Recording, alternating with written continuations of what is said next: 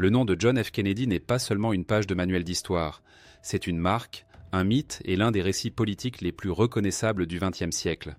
On le présente souvent comme le plus jeune président des États-Unis, ce qui n'est pas tout à fait exact. Une définition plus juste serait peut-être le président qui a été éliminé et que presque personne n'a réellement défendu. Imaginez la trajectoire.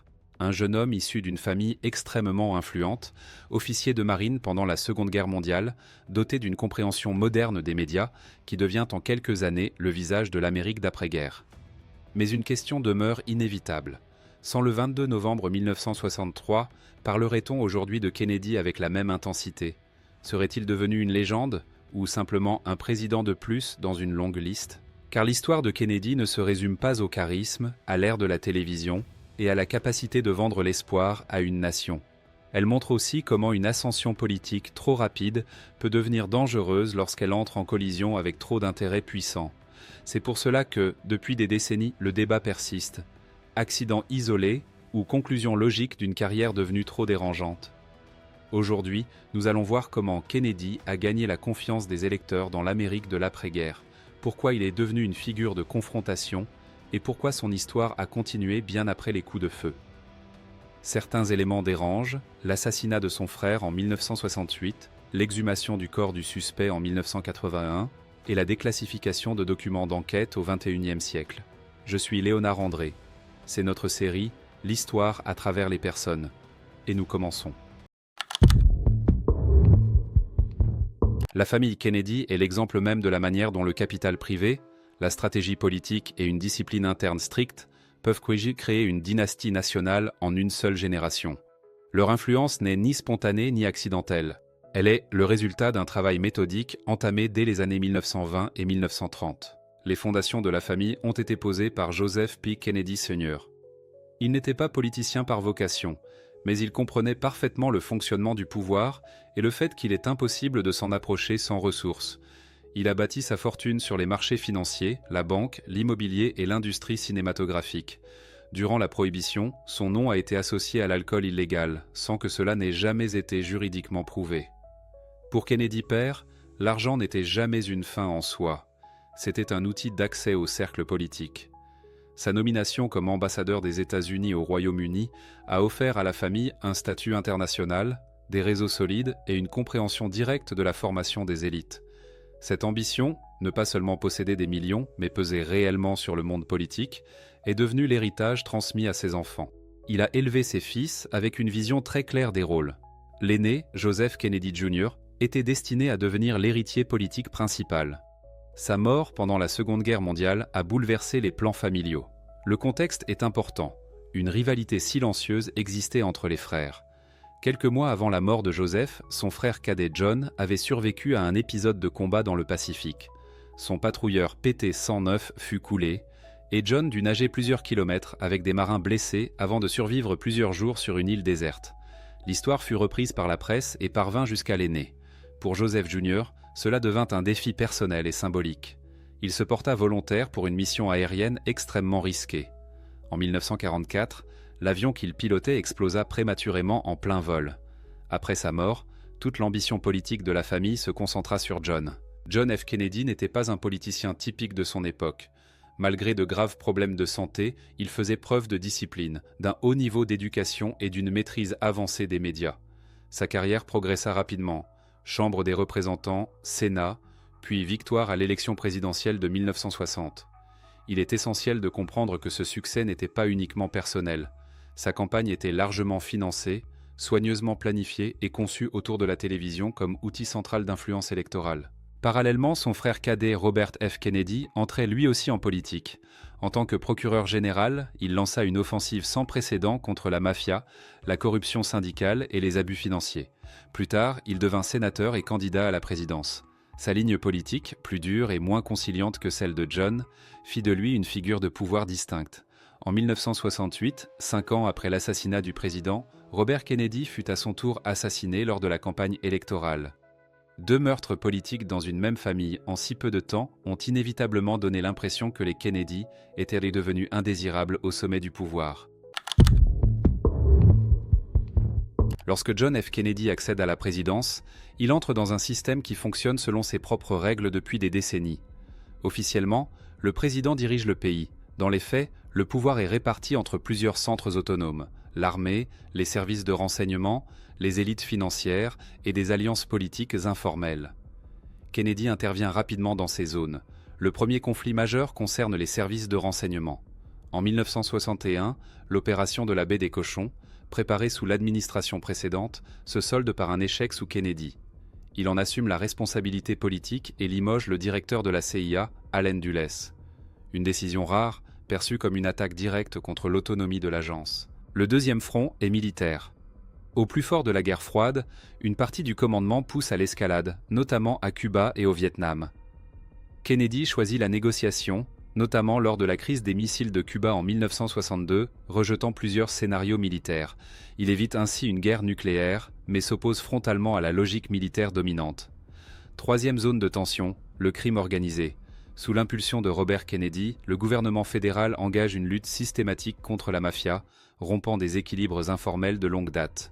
Enfin, sur le plan intérieur, les réformes fiscales, la régulation des monopoles et le contrôle accru des grandes entreprises créent des frictions avec les élites économiques.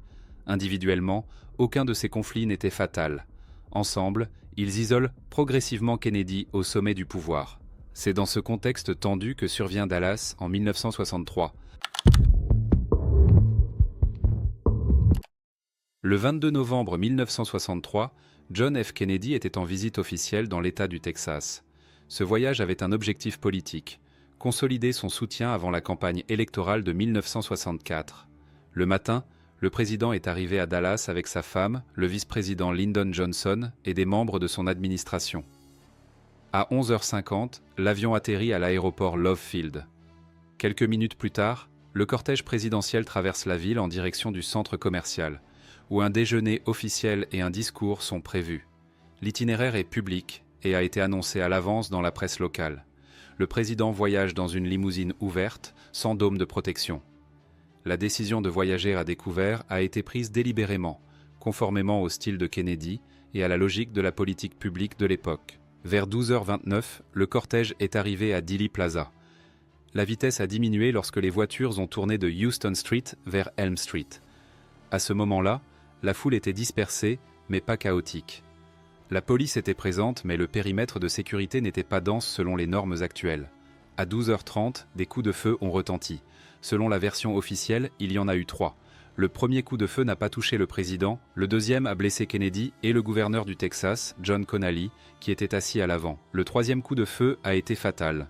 La vidéo d'Abraham Zapruder a enregistré le moment où le président a été touché à la tête. La limousine a accéléré brusquement et s'est dirigée vers l'hôpital Parkland Memorial Hospital. À 12h38, la voiture est arrivée à l'hôpital. Kennedy a été immédiatement transporté à la salle d'opération traumatologique. Pendant environ 20 minutes, les médecins ont tenté de stabiliser son état, mais ses blessures se sont avérées incompatibles avec la vie. À 13h00, heure locale, le décès du président américain a été officiellement constaté. Parallèlement, une opération policière a été lancée dans la ville. Vers 12h45, un suspect a été signalé dans le bâtiment du Texas School Book Depository, un entrepôt de manuels scolaires donnant sur Dealey Plaza. Un employé de ce bâtiment, Lee Harvey Oswald, a quitté son lieu de travail peu après la fusillade. Vers 13h15, Oswald a été arrêté par l'agent de police J.D. Tippit dans un quartier résidentiel de Dallas. Lors de son arrestation, Oswald a abattu le policier et s'est enfui. Environ 45 minutes plus tard, il a été arrêté sans résistance au cinéma Texas Theater. Dans la soirée, Oswald a été officiellement inculpé du meurtre du président et du policier. Les interrogatoires se sont déroulés en l'absence d'un avocat, les enregistrements des conversations étaient fragmentaires. Oswald a nié sa culpabilité et s'est qualifié de bouc émissaire. 2 jours plus tard, le 24 novembre 1963, alors qu'il était transféré de la prison municipale, Oswald a été mortellement blessé par Jack Ruby, propriétaire d'une boîte de nuit. Cela s'est produit dans le sous-sol du commissariat de police de Dallas, sous les yeux des journalistes et des caméras de télévision. À ce stade, la chronologie officielle des événements s'est en fait interrompue. Le suspect était mort, le procès n'a pas eu lieu et toutes les décisions clés concernant l'interprétation des événements ont été transférées aux commissions d'enquête. C'est à partir de ce moment précis, non pas à partir des coups de feu, mais à partir de l'absence d'un procès en bonne et due forme, que commence le principal problème de cette histoire. Après l'assassinat du président, l'État a été contraint de présenter très rapidement à la société une version complète des événements. Il n'y a pas eu de procès, le principal suspect a été tué et toute la logique de l'explication reposait donc sur l'enquête officielle. C'est là que commencent les faiblesses, qui n'ont fait que s'accumuler par la suite. Le premier élément clé est la commission Warren. La commission a conclu que Lee Harvey Oswald avait agi seul et avait tiré 3 coups de feu depuis le 6e étage du Texas School Book Depository. Formellement, cela clôturait l'affaire, mais cela créait en même temps plusieurs problèmes techniques et logiques. Le plus connu d'entre eux est celui de la balle unique. Selon les conclusions de la commission, une seule balle a traversé le cou de Kennedy, puis a touché le gouverneur Connally, a traversé sa cage thoracique, lui a cassé une côte, lui a blessé le poignet et s'est logée dans sa cuisse. Cette version était nécessaire pour que le nombre de blessures corresponde au nombre de coups de feu. Le problème est que la trajectoire de la balle semblait trop complexe compte tenu de la position des corps, de l'angle de tir et de la vitesse du véhicule. Le deuxième point faible concerne le laps de temps. Selon la version officielle, Oswald aurait dû, en très peu de temps, tirer avec précision à l'aide d'un fusil à chargement manuel, tout en touchant 2 fois une cible en mouvement. Cela est techniquement possible, mais nécessite un niveau élevé de formation au tir. Oswald avait une expérience militaire de base, mais ses résultats au tir dans les Marines étaient moyens et non exceptionnels. Troisième point, le comportement d'Oswald lui-même après les événements. Il a quitté son lieu de travail mais n'a pas fui la ville, n'a pas essayé de détruire des documents ou de se cacher systématiquement. Ses déplacements semblaient chaotiques. Lors des interrogatoires, il a nié sa culpabilité et n'a pas reconnu avoir participé à un complot ou à un assassinat isolé. Cependant, aucun procès-verbal complet des interrogatoires n'a été conservé. Il n'existe que des notes fragmentaires et des récits des enquêteurs. Le quatrième point faible est la mort d'Oswald. Jack Ruby l'a abattu dans le sous-sol du commissariat, dans une pièce qui était censée être hautement sécurisée. Ruby n'était pas un inconnu. Il avait des liens avec le milieu criminel de Dallas et connaissait bien les policiers locaux. Sa présence dans le sous-sol au moment même du transfert d'Oswald n'a jamais été expliquée de manière convaincante. Le cinquième facteur concerne le traitement des preuves. Une partie des preuves matérielles a été perdue ou détruite, notamment les notes initiales des médecins, certains documents d'autopsie et les notes de service des services secrets. Le corps du président a été transporté hors du Texas avant qu'une autopsie médico-légale complète ait été effectuée conformément aux règles locales, ce qui a déjà suscité des questions chez les juristes et les médecins. La question des témoignages oculaires se pose séparément. Certains d'entre eux ont entendu des coups de feu provenant de différentes directions, et pas seulement du côté du magasin de livres. Certains témoignages n'ont pas été inclus dans le rapport final ou ont été relégués au second plan. Cela ne signifie pas automatiquement qu'il y ait eu complot, mais montre que l'enquête s'est orientée vers une conclusion prédéterminée. En fin de compte, la version officielle a clos l'affaire juridiquement, mais pas logiquement. L'absence de procès, la mort du principal suspect, le manque de preuves irréfutables et les contradictions dans les détails ont créé un vide qui n'a fait que s'agrandir avec le temps. C'est précisément ce vide qui a donné lieu à des décennies de versions alternatives, de nouvelles enquêtes et de méfiance à l'égard des conclusions officielles. Après l'assassinat du président, la question « à qui cela profitait-il » n'a pas de réponse unique. Il ne s'agit pas d'un centre conspirateur avéré. Il s'agit d'un cercle d'acteurs pour lesquels l'élimination de Kennedy de la scène politique éliminait les risques, rétablissait l'influence ou modifiait l'équilibre des pouvoirs. Examinons ces groupes séparément. Le premier bénéficiaire évident est le système politique du pouvoir exécutif, qui a obtenu un nouveau président. Lyndon B. Johnson a prêté serment le jour de l'assassinat. C'était un politicien expérimenté, un homme du Sénat et des compromis. Contrairement à Kennedy, Johnson n'a pas cherché à briser l'autonomie des agences par des décisions radicales. Pour beaucoup à Washington, sa présidence signifiait un retour à un style de gouvernance plus prévisible. Il est important de souligner qu'il ne s'agit pas d'une preuve d'implication, mais d'une constatation du résultat politique. Le changement de président a stabilisé le système. Le deuxième groupe est celui du commandement militaire et du bloc militaro-industriel. Du vivant de Kennedy, il existait de réelles controverses sur l'ampleur de l'implication des États-Unis au Vietnam et sur la stratégie générale de la guerre froide. Après sa mort, la politique des États-Unis a changé. La présence militaire au Vietnam a commencé à augmenter rapidement. Cela s'est traduit par une augmentation des budgets, des contrats et de l'influence. Encore une fois, il ne s'agit pas d'une participation directe, mais du fait que les restrictions politiques imposées par Kennedy ont disparu. Troisième bloc, les services secrets. Après l'échec de l'opération dans la baie des Cochons, la CIA a perdu une partie de son autonomie et sa direction a été remplacée.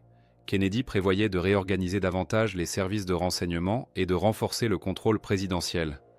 Après 1963, ces initiatives ont été pratiquement abandonnées.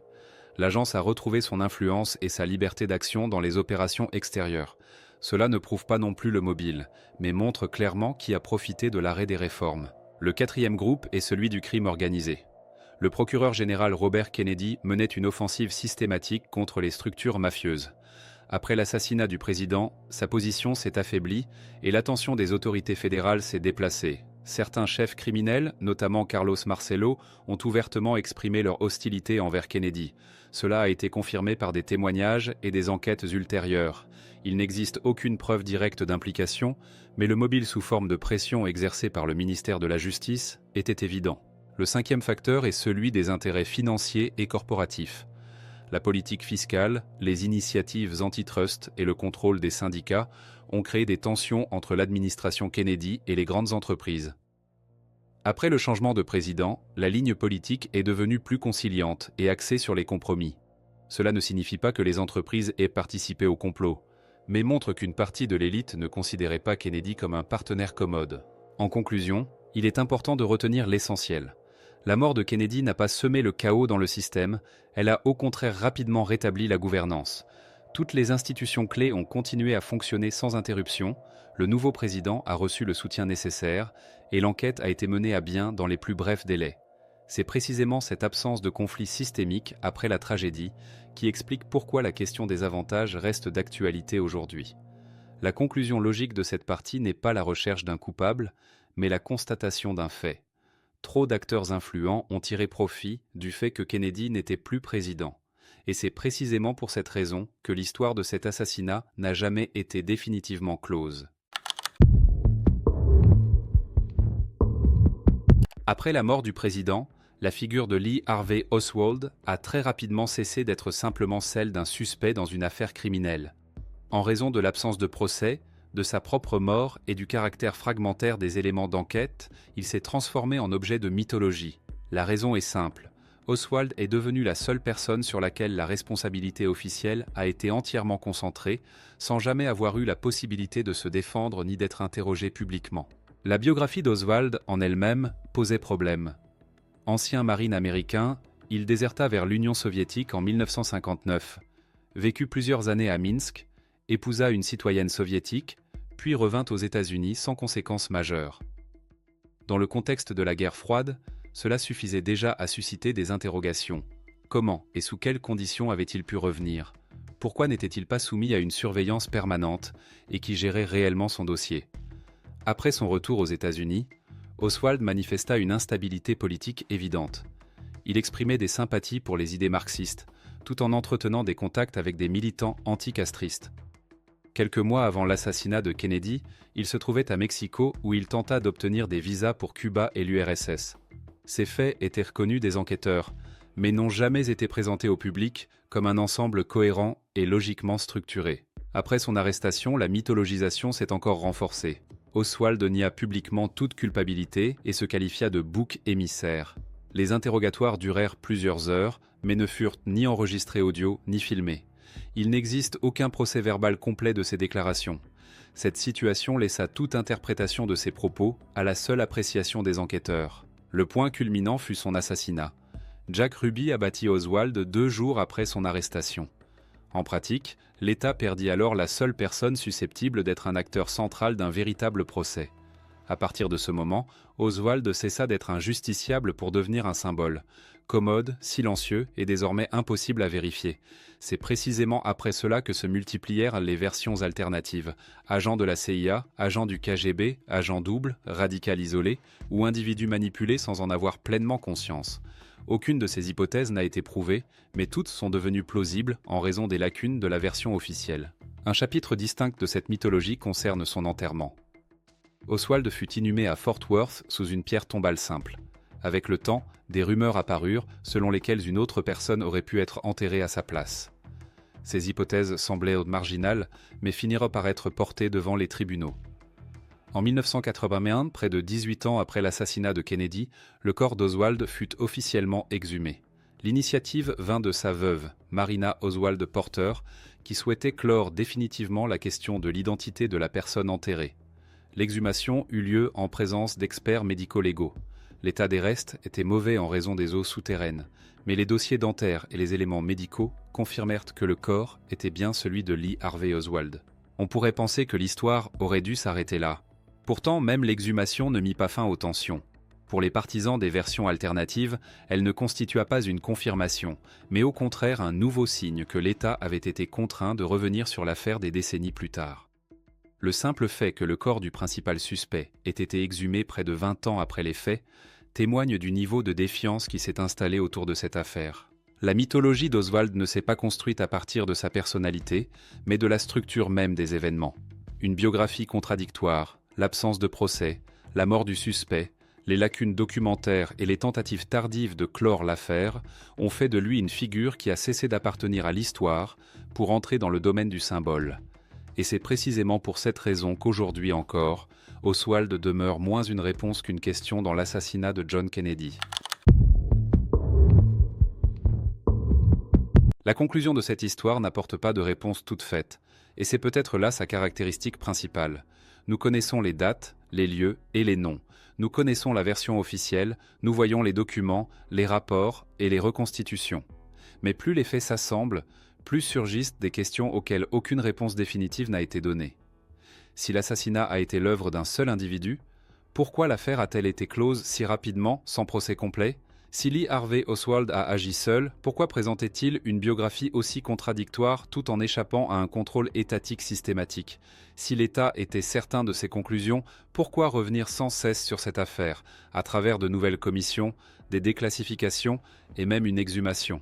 Ajoutons maintenant un maillon supplémentaire, souvent évoqué séparément. 5 ans après l'assassinat du président, son frère Robert F. Kennedy a lui aussi été assassiné. En 1968, durant la campagne électorale, un homme qui n'était pas seulement partie prenante de cette histoire, mais qui avait également participé aux premières réponses institutionnelles, a été éliminé à son tour. Robert Kennedy en savait bien plus que la plupart des figures publiques. Il dirigeait le département de la justice, avait accès aux dossiers du FBI, connaissait les contradictions internes de l'enquête et ne cachait pas qu'il ne faisait pas pleinement confiance à la version officielle. Cela soulève une question inconfortable mais logique. Si la version officielle était irréprochable, pourquoi une personne disposant d'un tel niveau d'accès et d'influence s'est-elle retrouvée de nouveau au centre d'événements mortels ? Robert Kennedy pouvait-il savoir quelque chose qui le rendait politiquement dangereux à long terme ? Sa mort fut-elle une tragédie supplémentaire, ou la continuation de la même trajectoire amorcée à Dallas ? Pourquoi la mort de John F. Kennedy n'a-t-elle pas provoqué une crise politique profonde, mais au contraire une stabilisation immédiate du système ? Pourquoi, après la disparition des deux frères, la majorité des institutions ont-elles non seulement conservé leur position, mais renforcé leur influence ? Et surtout, 2 assassinats politiques au sein d'une même famille en l'espace de 5 ans peuvent-ils réellement n'être qu'une suite de coïncidences sans lien entre elles ? Cette histoire oblige à réfléchir non seulement au coup de feu, mais à la manière dont le pouvoir fonctionne, dont les explications officielles se construisent et où se situe la frontière entre la vérité, la commodité et la nécessité politique. Peut-être que la question centrale n'est pas de savoir qui a tiré. Peut-être est-elle de savoir qui et à quel moment a décidé que poser davantage de questions devenait dangereux. C'est pour cette raison que l'affaire Kennedy ne s'est pas arrêtée en 1963 et ne s'est pas close en 1968. Elle se poursuit chaque fois qu'un nouveau document apparaît, qu'un nouveau témoignage émerge ou qu'une méfiance publique se manifeste face à des réponses trop commodes. Et peut-être que la question la plus importante n'est pas de savoir si nous connaîtrons un jour toute la vérité, mais si nous sommes prêts à l'accepter si elle s'avère bien plus complexe que la version officielle.